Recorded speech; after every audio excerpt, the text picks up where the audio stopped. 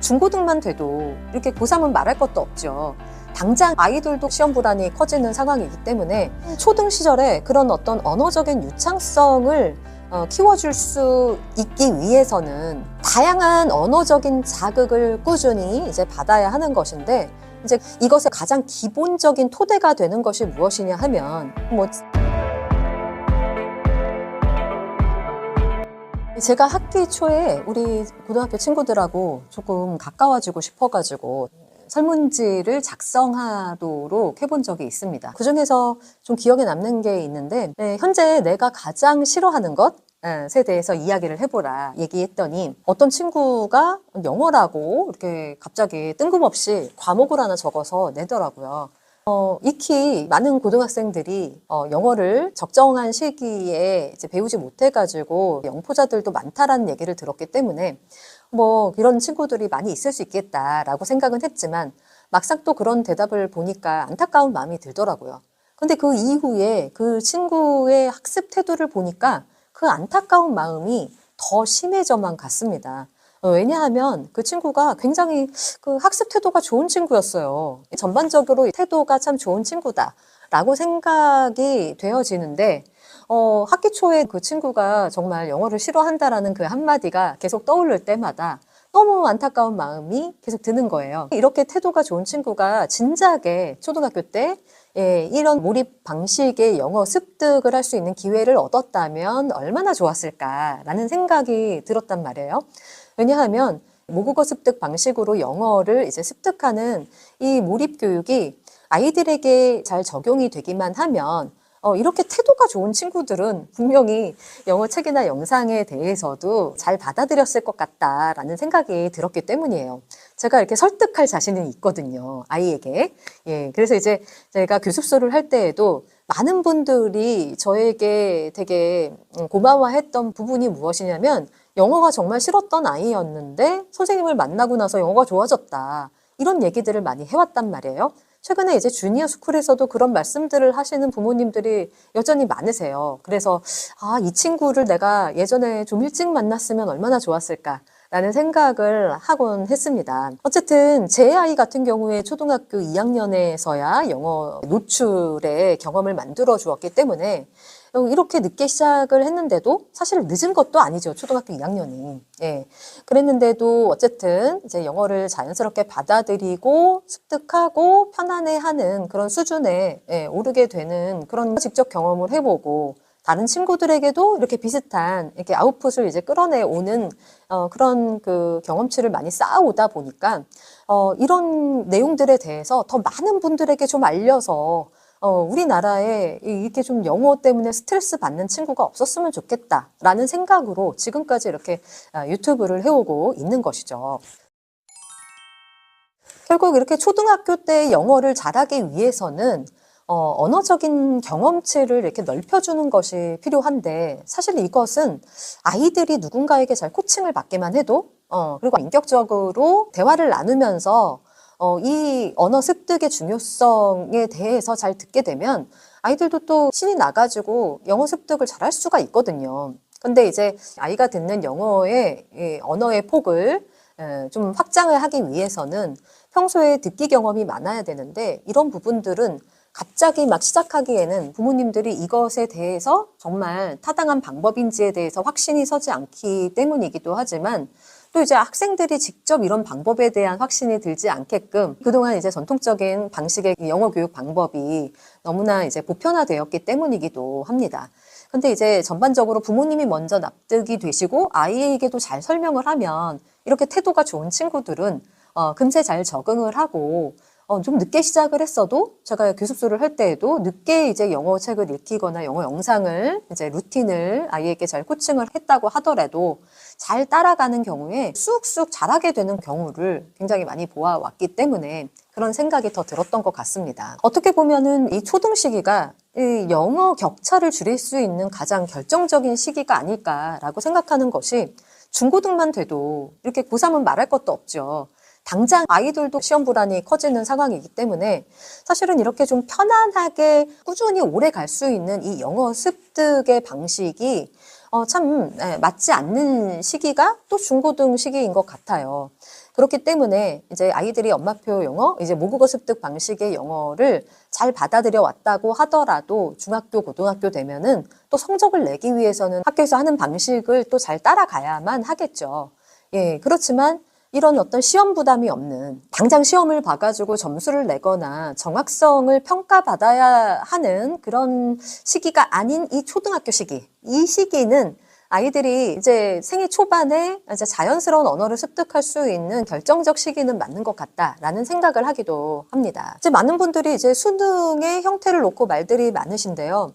앞으로 어쨌든 이것은 정치적인 견해를 떠나서 어쨌거나 이제 언어로서 우리가 영어 실력을 높이기 위해서는 우리가 기존에 했던 방식인 이 정확성만 이제 붙들고 이렇게 교육하는 것이 이렇게 바람직한 답은 아니라는 것에 대해서 모두가 다 알고 있기 때문에 영어 교육은 변화를 피하기는 어려울 것 같다라는 것이 저의 생각입니다.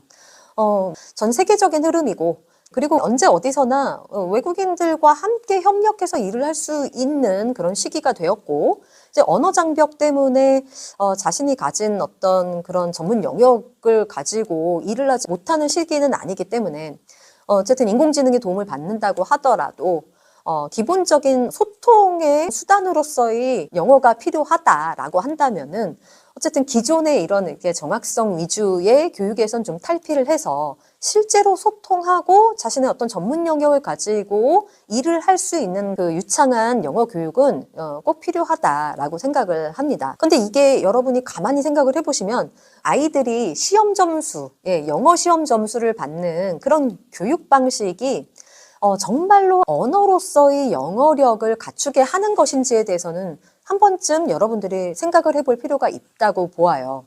왜냐하면 시험 점수를 잘 받았다고 해서 그 친구의 언어 능력이 정말 뛰어난 것이냐라고 한다면 조금만 생각해 보아도 그것은 아니다라고 생각을 하실 수가 있을 겁니다. 이거는 국어도 마찬가지라고 생각을 해요. 국어 점수가 아무리 높다고 하더라도 그 출제자의 의도를 아무리 잘 알아서 정답을 맞힌다고 하더라도 글을 쓰거나 실제로 그 국어를 사용해서 적절한 표현을 통해서 말하기를 잘한다라는 것과는 또 차원이 다른 문제라고 생각을 합니다.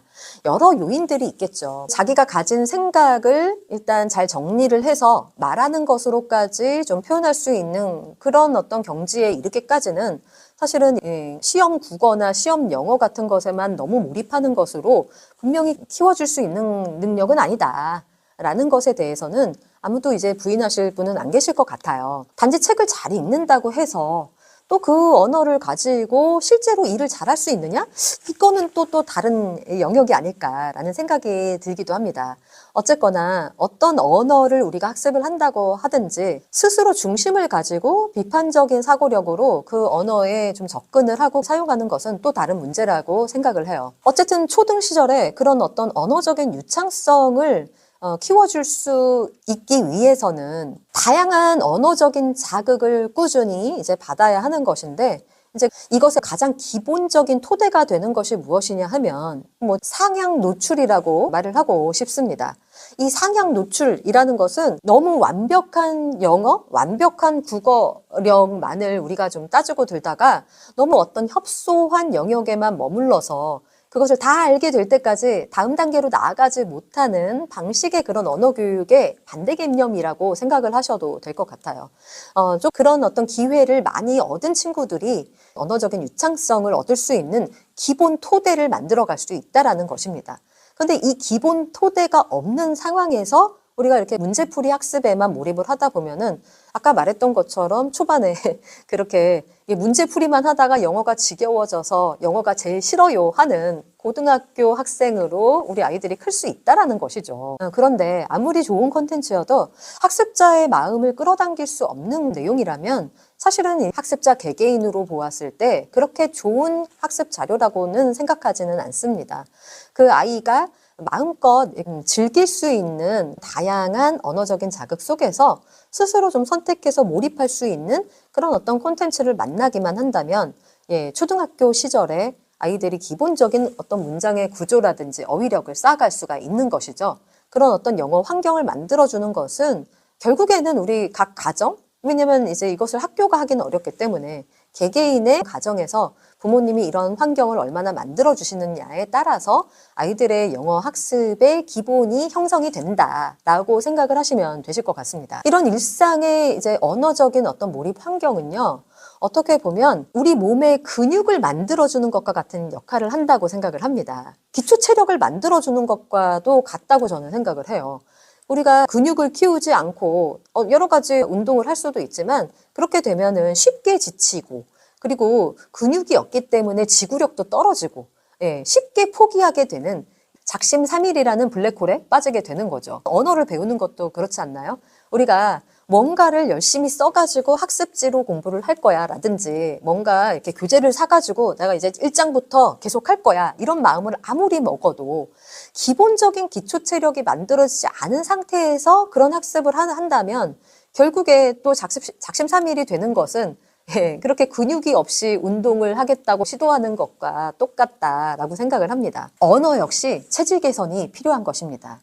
단기간에 점수 상승을 위해서 잠깐 학원에 다니는 것으로 이 근육이 쉽게 만들어지지 않는 거예요. 기본적인 영어 체력이 만들어지지 않은 상태에서 사람들이 영어를 배우려고 하다 보니까 그 얼마나 많은 시간과 비용이 투자되고 있으며 이 나라에서 수조 원의 사교육 시장이 이렇게 성행을 하고 있겠습니까? 결국에 이제 세상에는 공짜가 없다라는 인생의 진리가 여기에도 좀 적용이 되는 부분이 아닌가라는 생각을 해요. 이 결정적 시기인 이 초등학교 시기를 여러분들이 놓치지 않기 위해서는 다시 한번 언어의 기초 체력을 만들어주는 이 모국어 습득 방식의 영어 몰입 교육에 대해서 관심을 가지고 공부를 해보시기를 권하고 싶습니다. 세상에는 공짜 없고 쉽게 얻어지는 만큼 쉽게 포기하기 쉽지만, 사실은 이것은 이제 오랜 기간 꾸준하게 근육을 만들어주듯이 영어 노출을 함으로써 아이들이 자기가 좋아하는 콘텐츠를 찾아서 계속해서 영어를 즐길 수 있는 환경을 마련해 주신다면, 사실은 여러분이 그 어떤 교재나 학교 공부를 하더라도 쉽게 넘어갈 수 있는 기초 체력이 만들어질 수 있을 거라고 생각을 합니다. 그럼 오늘 영상은 이것으로 마치고요. 저는 다음 시간에 뵙겠습니다. 감사합니다.